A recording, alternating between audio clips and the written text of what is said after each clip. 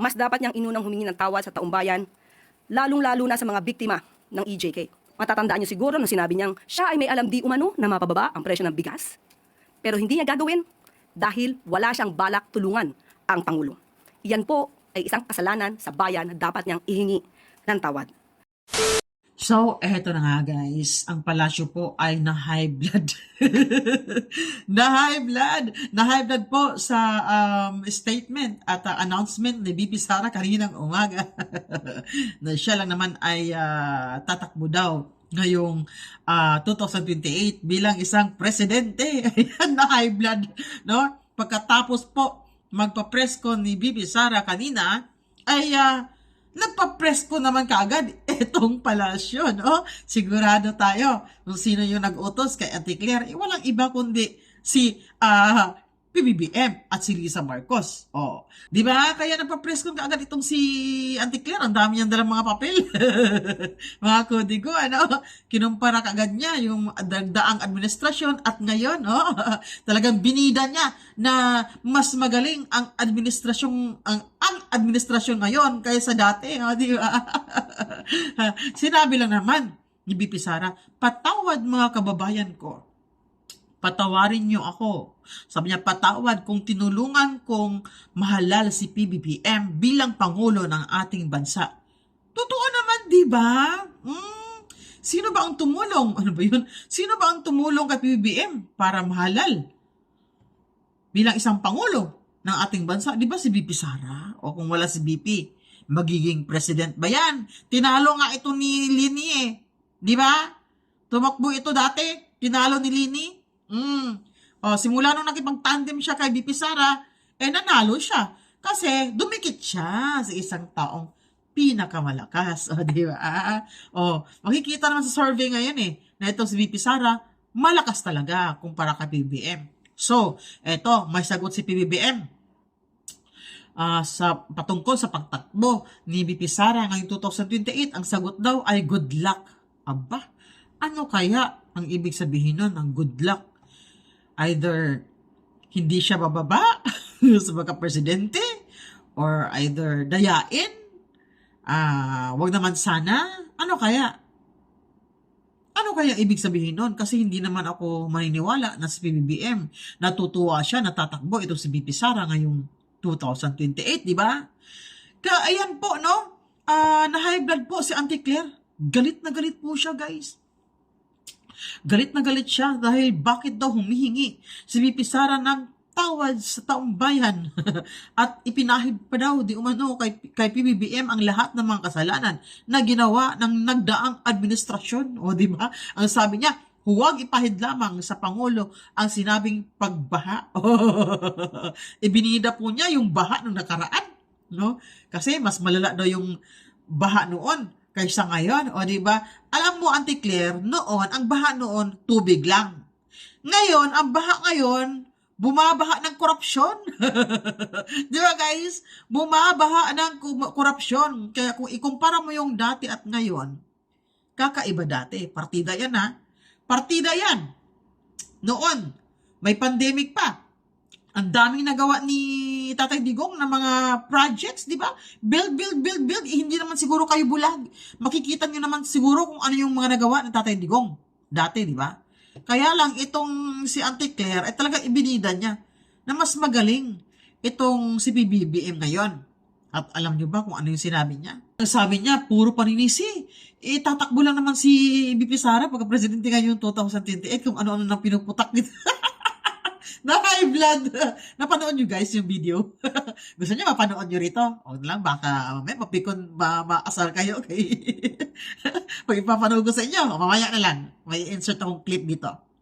Sabi niya, talagang na-high blood sa Auntie Claire. No? Sabi niya, dapat nga humingi din ng tawa dito si BP Sara dahil sa kanyang paglustay daw ng pera ng taong bayan. O, di ba? Hindi naman siya siguro ipapa-impeach kung hindi siya isang korap o naglustay ng kanyang confidential fund. O, di ba? May sinabi pa niya siya doon, kasalanan daw sa taong bayan ang pagpapagawa na kasalanan daw sa taong bayan ang gumagawa ng fake news kasi si BP Sara ay lagi daw naninira sa administrasyon ngayon, di ba? Grabe. No? Kaya taong bayan na lang ang humusga. Ang dami kong nabasang mga comment.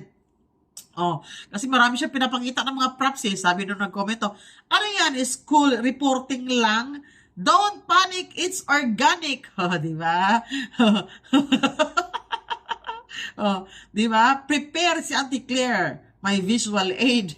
And now, the end is near. Don't panic, madam. Totoo naman nagpanic sila. Biruin nyo, pagkatapos ni Bibi Sara magsalita or mag-announce, nagpa-press con kaagad si Auntie Claire, may hawak agad siyang mga listahan kung ano yung mga nagawang, kung ano yung dapat niyang sabihin against kay Bibi Sara, yung mga blah blah blah, yung mga ganon. Di ba? May nag-comment din dito, sabi, normal naman ang pagbaha sa mga lugar sa Pilipinas, lalo na sa panahon ng tag-ulan at bagyo. Ang tanong dyan, ang kahandaan ng gobyerno kapag may paparating na malakas na bagyo. Noong panahon ni FPRRD before and after bagyo, naghahanda ang gobyerno. Totoo yan. Alam ko nakikita nyo yan. Kasi hindi naman kayo mga bulag, di ba? Alam ko maraming nakakaalam yan na itong si Tatay Digong ay laging handa pag may bagyo na paparating. Di ba? Ngayong panahon ng amo mo, Auntie Claire, palilipasin mo ng manalasa ang bagyo bago siya umaksyon. Totoo! Napanood niyo ba yung sabi ni Auntie Claire, yung may video po na kumalat ngayon sa social media, na sabi niya, magtanim ng hangin. Pareha silang dalawa ng mga lutang. Magtanim ng hangin, magtanim ng bigas. Ipunin ang tubig baha. Ipunin ang tubig baha. Di ba? Pinagtatawanan ka lang tuloy, Auntie Claire. Makikita mo naman eh. Ang mga tao ngayon hindi na bulag. Alam na nila kung ano ang nangyayari sa ating bansa. Kung mapapansin nyo po sa GMA News, News 5, at kung saan-saan mga balita, mapapansin nyo rito na grabe, mas maraming pabor, mas maraming kumampi kay PRRD kaysa palasyo ngayon. Kita mo, si Auntie Claire nababash. Ang dami niyang basher dito. Na high blood na si Auntie Claire. Don't panic, it's organic. Diba? Hinalungkat po ni Auntie Claire kaagad yung 2016. Kailan ba nagkaroon ng mga ghost project? Yung mga insertions, diba? Ngayong administrasyon? Ngayon lang, diba? Diba? Si Diskaya na nga po ang nagsabi na noong panahon ni PRRD, wala naman pong ganitong mga nangyayari na may 25%, may mga congressman na nagiging kontraktor na rin. Wala daw ganyan noon. Ngayon lang daw nagkaroon ng ganito. Di ba? Best presentation. Papanood ko ba sa inyo yung video, guys? Huwag na lang kasi high blood kayo. or matawa. Kasi si Auntie Claire, na high blood na galit, pikon at pikon. Parang gustong manakit. Mag-research ka rin, Auntie Claire, pag may time. Diba? Sino yung nabash? Si Auntie Claire sa GMA News to, the attack dog. The attack dog daw ng Malacanang. Sabi nila, ay spokesperson ba ito or attack dog? Si Auntie Claire na taga-grab ng picture sa Facebook. Parang show nga lang. Diba? Palag na palag. Totoo, pumalag sila, guys. Humingi lang naman ng paumanhin. Si Bibi Sara sa taong bayan. Bakit sila affected? Diba? Aw. May nag-comment. Tumahol na naman daw ang aso ng Malacanang. Galingan nyo, Auntie Claire. Read the people's comment. Malinaw pa sa tubig. Ang disgusto sa inyo. Di ba? Magbasa ka ng comment, Auntie Claire. Kitang-kita naman dito. Pinagtatawanan ka. Masyado ka ng OA. Yan ang ginagawa mo, Auntie Claire. Partida pa yan. May pandemic pa. Correct. May pandemic pa noon. Ang dami nagawa ni Tatay Digong ng build. Manila Bay, puro basura. Anong nangyari ngayon? Malinis na. Diba? Saan pa? Basta marami siya nagawa. Hindi lang po dito sa Davao City, kundi sa buong Pilipinas. Sa Bicol. Yung magandang tulay dyan sa Bicol. Kanino yan? Project yan nung nagdaang administrasyon. Oh. Di ba? Vlogger ang style ni Ate Claire. Low class. O, di ba? Ate Claire, low class ka daw. Di ba? Kakaiba tong kakaiba itong spokesperson ng Malacanang. Ngayon lang ako nakakita ng ganito. Kasi, dapat mag-announce lang siya kung ano yung mga nagawa ng mga administrasyong ito. Dapat no comment siya about sa sinabi ni BP Sara na humingi ng tawad dahil kung hindi dahil sa kanya, hindi magiging pangulo itong si Bongbong Marcos. At dahil naging pangulo na siya ngayon, ay wala naman siya nagawa sa taong bayan, kundi puro lang perwisyo at pangurakot. Yun po ang sabi ng mga commenters. Oh, ayoko i-claim, baka mamaya kasama tayo. Ihata mo pa, ante. Mara nakag si Chucky. Si Chucky.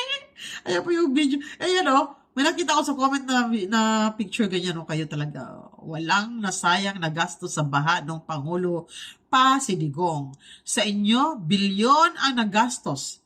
Pero nasayang ang pera, palpak ang flood control, talamak ang korupsyon at patayan. Totoo yan! O, sa Ilocos Norte, 30 million ang budget. Dineclare na completed na, pero poste lang ang nandoon. Poste lang ang tinapos. Walang tulay na makikita, puro poste. Pinuntahan pa ni Vince Dizon. Ang sabi niya, na-short wala na-short Kaya kailangan natin dagdagan ng pondo. Pwede ba yung ganun? Diba? Dapat tumahimik na lang kayo. Huwag na kayong mag-response kay Big Sara.